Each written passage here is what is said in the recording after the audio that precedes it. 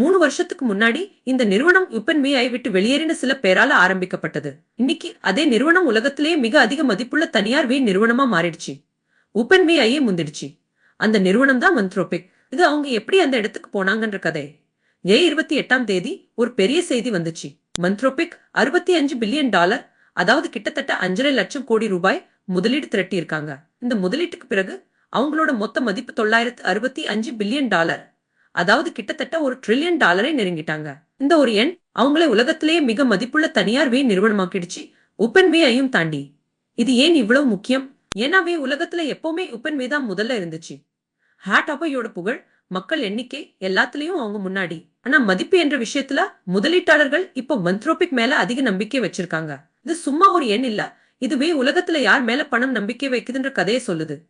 Anthropic ஓட வெற்றிக்கு பின்னாடி இருக்கிறது அவங்களோட கிளவுட் பாதுகாப்பு, நம்பகத்தன்மை மற்றும் என்டர்பிரைஸ், அதாவது பெரிய நிறுவனங்களுக்கான பயன்பாடு. இதுல கிளவுட் மிகவும் வலிமையா இருக்கு. பல பெரிய நிறுவனங்கள் கோடிங்கும் வேலைகளை ஆட்டோமேட் பண்றதுக்கும் கிளவுட் நம்பி இருக்காங்க. அந்த நம்பகத்தன்மை தான் இந்த மதிப்புக்கு காரணம். இன்னொரு பெரிய செய்தியும் இருக்கு. Anthropic இரகசியமா ஒரு யுவோக்கான டிராஃப்ட் ரெஜிஸ்ட்ரேஷன் சமர்ப்பிச்சிருக்காங்க.